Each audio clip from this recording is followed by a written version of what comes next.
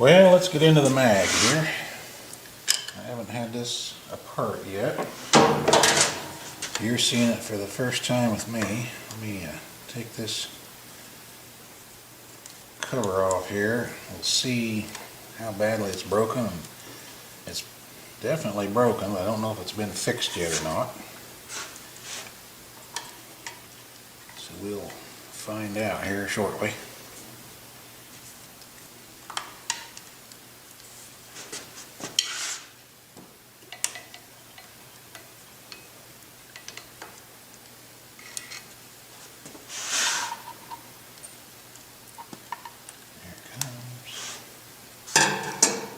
Pretty good in there so far. This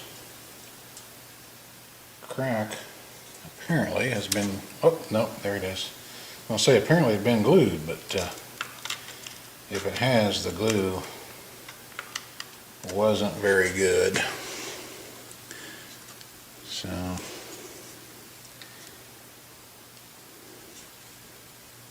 it's been sitting in a hog barn. I smell it inside there.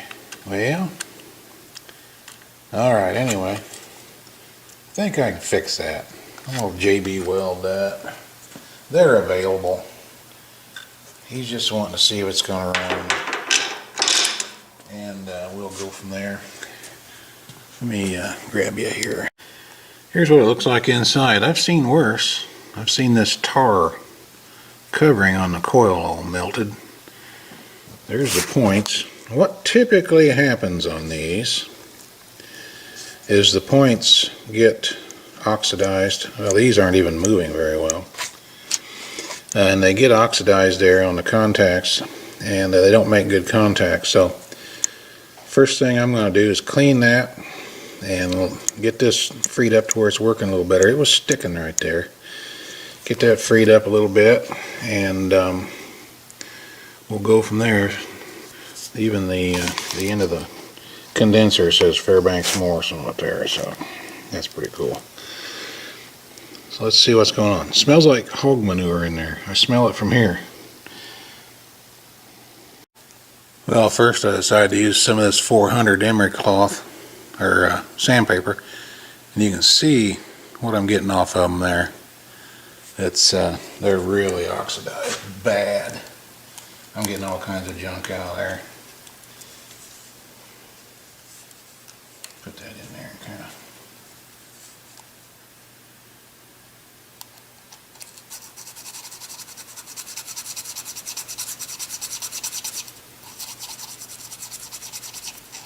look at that. So anyway, I want to keep it up. I'm going to wet it too. A little bit of solvent on there. Wet it just a little bit. That helps that stuff come off.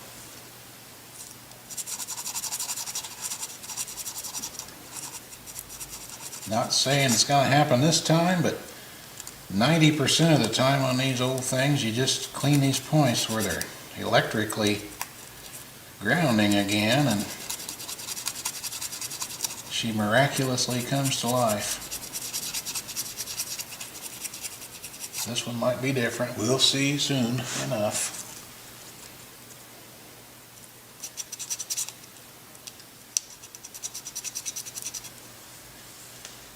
So, and then after you do that, flush it out a little bit with some solvent. I like to use brake cleaner. This is carb cleaner.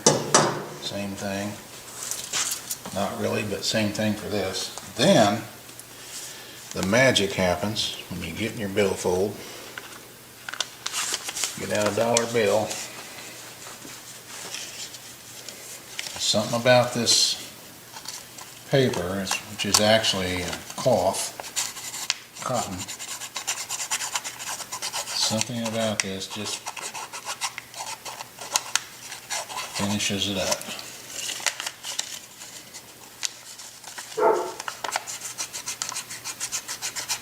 There we go. Now we'll see if she's got spark again here.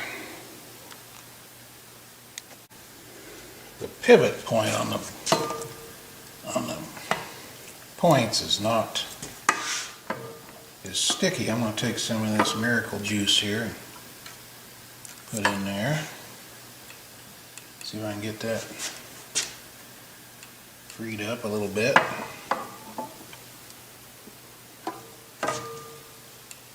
Yeah, there we go. Starting to work a little better.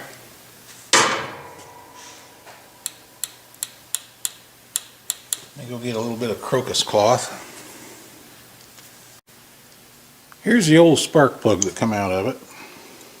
The porcelain is loose. You probably can't see it from your vantage point, but I can feel it wiggling there. So let's take this old plug apart and see what's going on with it. Maybe it just needs tightened up. I really like these old take apart plugs. I wish they still made them. Maybe they do, I don't know. Yeah, here we go. It's broken. Porcelain's broken on it. Anyway, there's a close-up of it. Show you the other part of it here. Wish they still made these.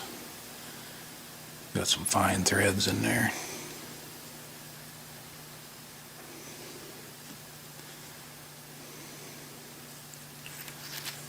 So you can either find him a new porcelain. Sometimes you can find these in the flea market, the new porcelains, and these things last 100 years as long as you don't break them, because this part here is glazed, real slick glazing, and so is this part. If I would clean this carbon off here, you'll see that that's glazed as well, and that glazed coating doesn't let fuel penetrate the ceramic and short out the plug, so they literally last forever as long as you don't break them and keep them clean. I just took a rag and wiped this off, and it's not the glass coating. Somebody may have sandblasted it at one time or another, which is something you do not want to do to a plug. And yeah, there it is. You can see it's broken there. Whoops, there's part of it fell apart. So anyway, you can find these in the flea market. Grab them whenever you can find them. They're not going to be around for probably much longer. Neat old plugs. Put it back together here, and this one is a Ward's standard quality, made in the USA.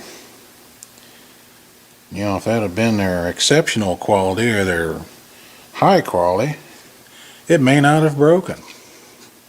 Now somebody just probably hit it with something and cracked it. That's all it took.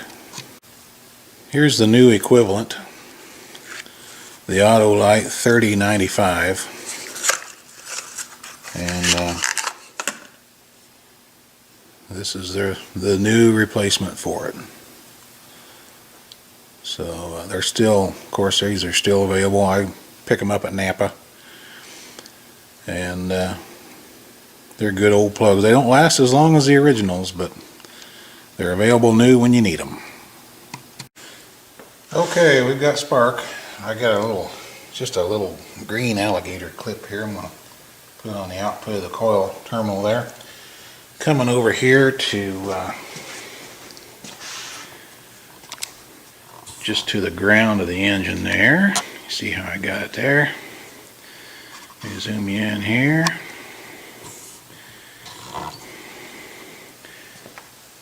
See if we got spark.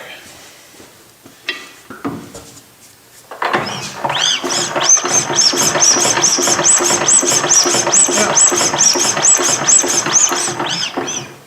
Looking good. This thing ought to run. Alright, well, we got her all done and run, so I'm going to fire it up for you here. Choke it a couple times.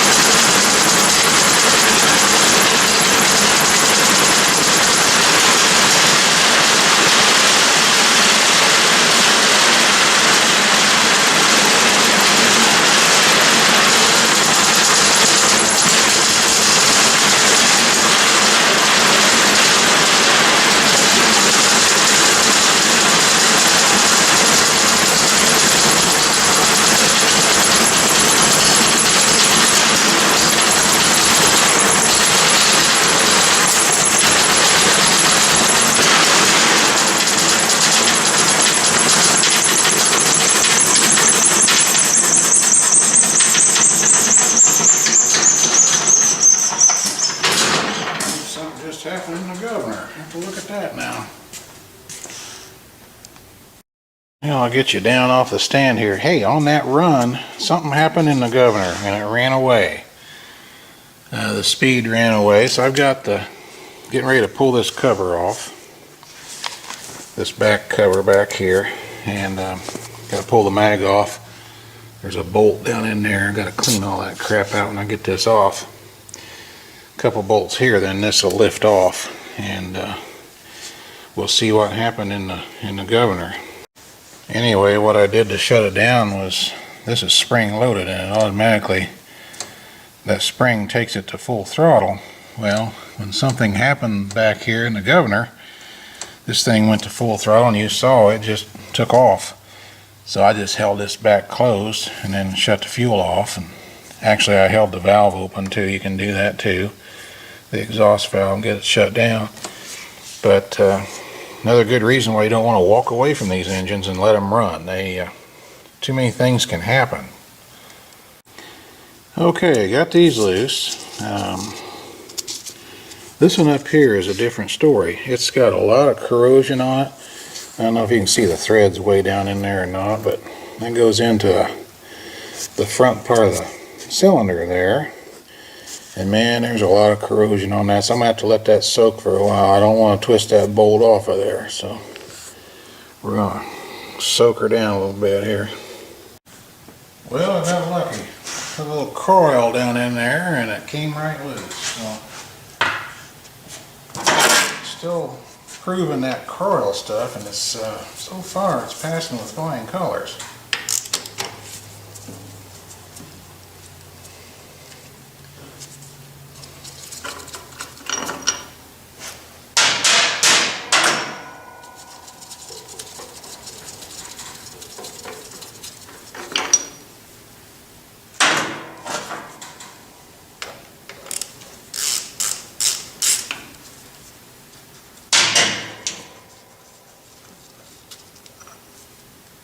Nasty old bolts.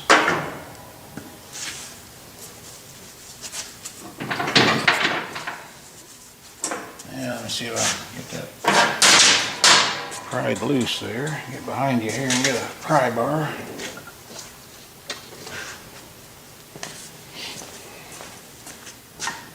There it comes.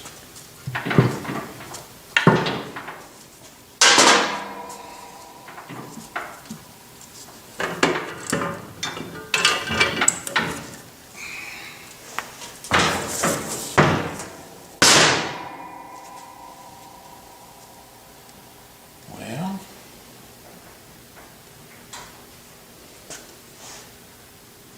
kind of see what happened. Get you off the stand here, and I'll show you before I touch anything. Alright, there's the cover.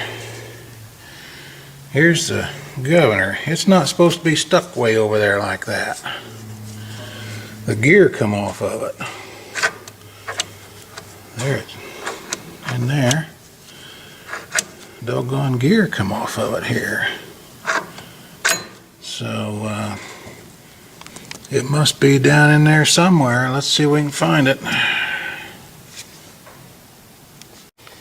Well, I'm finding pieces. Here's the biggest piece I've found so far. This gear was made out of pot metal, and it just broke. That pot metal will deteriorate with moisture, and it's molded onto that knurled part of that shaft right there. So I'm going to have to see if I can find that. Got the I got the little pan out. Let me show you it.